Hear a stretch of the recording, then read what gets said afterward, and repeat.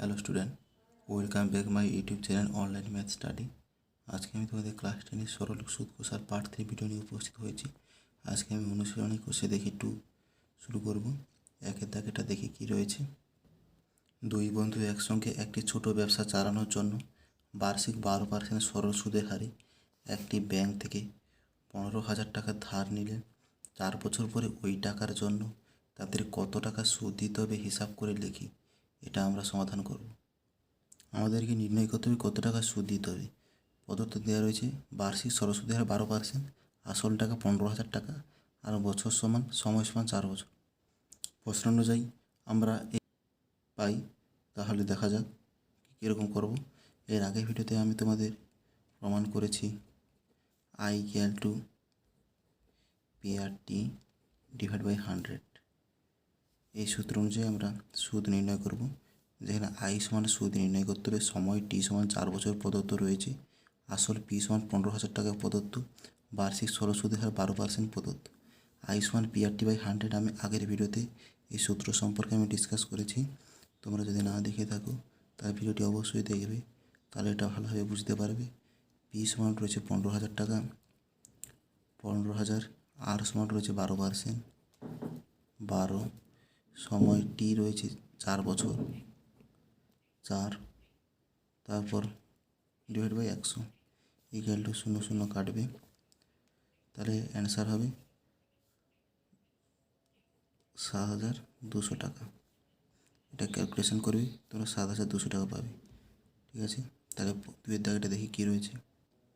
4 বছর পর কতটা সুদ দিতে হবে, আমরা উত্তর পেয়েছি 7,200 টাকা, তাই অ্যান্সারটা হবে 7,200 টাকা। এবার দুয়েরটা দেখি। 2005 সালে 1 জানুয়ারি থেকে 27 মে পর্যন্ত বার্ষিক 6% সরল সুদের হারে 2,000 টাকা সুদ কত হবে হিসাব করি লিখি। দুয়ের দাগেটা বলা রয়েছে সময় T সমান 2005 সালের 1 জানুয়ারি থেকে 27 মে। 1 জানুয়ারি থেকে 27 মে টোটাল কত দিন হচ্ছে আগে আমরা হিসাব করে দেখি। 2005 সাল জানুয়ারি মাসে কত দিন? 31 দিন। ফেব্রুয়ারি মাসে 28 দিন, কারণ 2005 সাল লিপ ইয়ার নয়, কারণ 2005কে 4 দিয়ে ভাগ করে পূর্ণ সংখ্যা পাওয়া যাবে না, ভাগফল পূর্ণ সংখ্যা পাওয়া যাবে না, তাই 2005 লিপ ইয়ার নয়। তাই ফেব্রুয়ারি মাসে 28 দিন, মার্চ মাসে 31 দিন, এপ্রিল 30 দিন, মে বলা হয়েছে 27 দিন, 27 মে পর্যন্ত। এটা মোট কত দিন হচ্ছে এটা হিসাব করলে আমরা পাবো 147 দিন।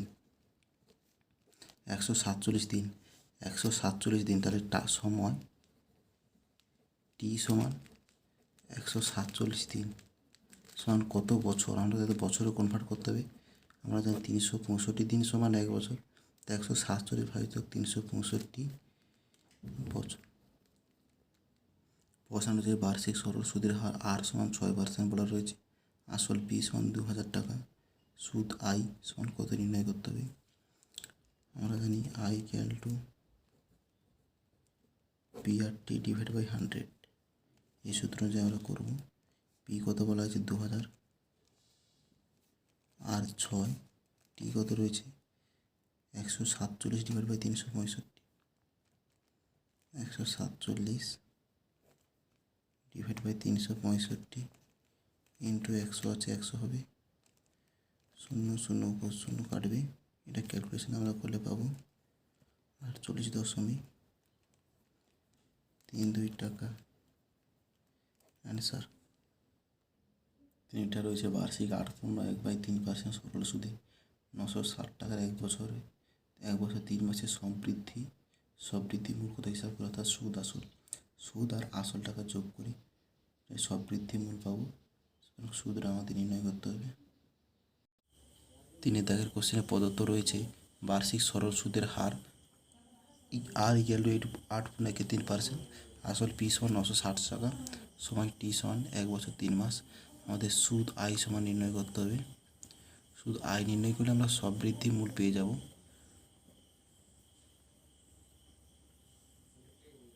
সুদ I সমান সববৃদ্ধি মূল সমান I প্লাস P, সুদ প্লাস আসল। ঠিক আছে, আমরা জানি I equal to PRT divide by 100 equal to P কত রয়েছে 960 টাকা, 960 ইন্টু R রয়েছে 8.1/3, সমান 8×3 = 24 কে 25/3%, 25/3% ইন্টু 25 /3 ইন্টু 100 ইন্টু টি রয়েছে 1 বছর 3 মাস। ঠিক আছে, টি রয়েছে 1 বছর 3 মাস, 1 সমান 1 বছর প্লাস 3 মাস, 3 মাস। মাসকে বছরে কনভার্ট করতে হলে মাসকে 12 দিয়ে ভাগ করতে হবে, 3/12 বছর। 3 মাস সমান 3/12 বছর, সমান কত না 1 প্লাস 1/4 বছর সমান 5/4,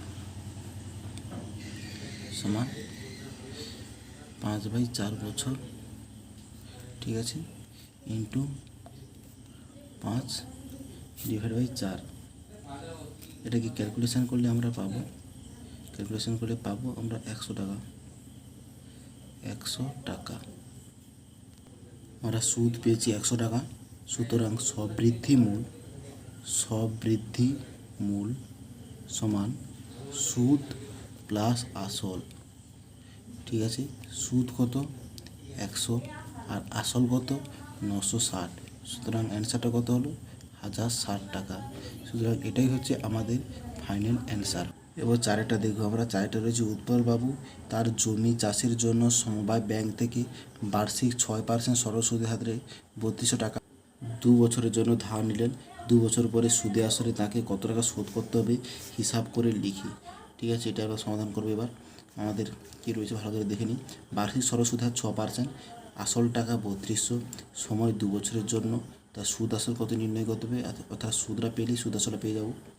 চারের দায়ী কোশ্চেন এটাই প্রদত্ত রয়েছে। বার্ষিক সরল সুদের হার সমান 6%, আসল বি সমান 3200 টাকা, সময় টি সমান 2 বছর, সুদ আই সমান কত নির্ণয় করতে হবে। আমরা তো জানি আই ইকুয়াল টু PRT / 100। এটা আমরা ক্যালকুলেশন করব। পি এর মান বসাবো 3200, আর এর মান আছে 6, টি আছে 2 বছর, আর নিচে 100, 0 0 কাটবে, তাহলে 12 × 32, এটা করলে হবে 384। অতএব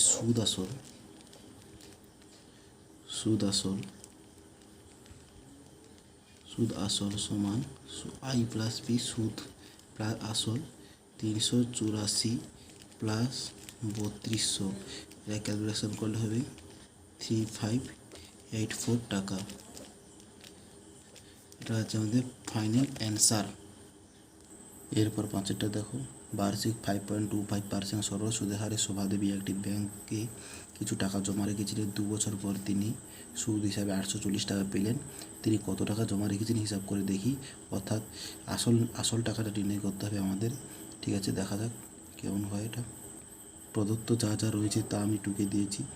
বার্ষিক সরল সুদের হার আর ইকুয়াল 5.25%, সময় টি সমান 2 বছর, সুদ আই সমান 840 টাকা, আসল পি সমান কত।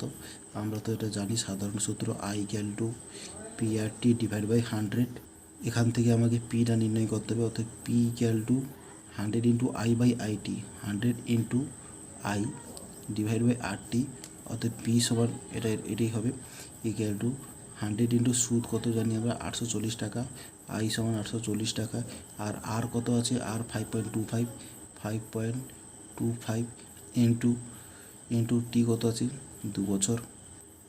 এইটাকে ক্যালকুলেশান করলে আমরা অ্যান্সারটা পাবো 8000 টাকা। ঠিক আছে, সুতরাং আসল সমান 8000 টাকা। সুতরাং সুদ আসল পি সমান কত পেলাম আমরা 8000 টাকা। অতএব সুদ আসল এখানে চাইনি, এখানে বলেছে তিনি কত টাকা জমা রেখেছিলেন, সুতরাং তিনি 8000 টাকা জমা রেখেছিলেন। ঠিক আছে, এটা আমাদের ফাইনাল অ্যান্সার। তাহলে আজকে আমি এইটুকুই 5 পর্যন্ত করে দিলাম। দেখা হবে নেক্সট ভিডিওতে। পরের ভিডিওতে আমি 6, 7, 8, 9, 10 সব অঙ্ক আমি করে দেবো। এক ধার থেকে সব অঙ্ক আমি সমাধান করে দেবো, তোমাদের কোনো চিন্তা নেই। তোমরা ভিডিওগুলো দেখবে, লাইক কমেন্ট শেয়ার করবে। ভিডিওটি ভালো লাগে লাইক কমেন্ট শেয়ার করবে, সাবস্ক্রাইব করবে, বন্ধুদের সঙ্গে শেয়ার করবে। ভালো থাকবে, দেখা হবে নেক্সট ভিডিওতে।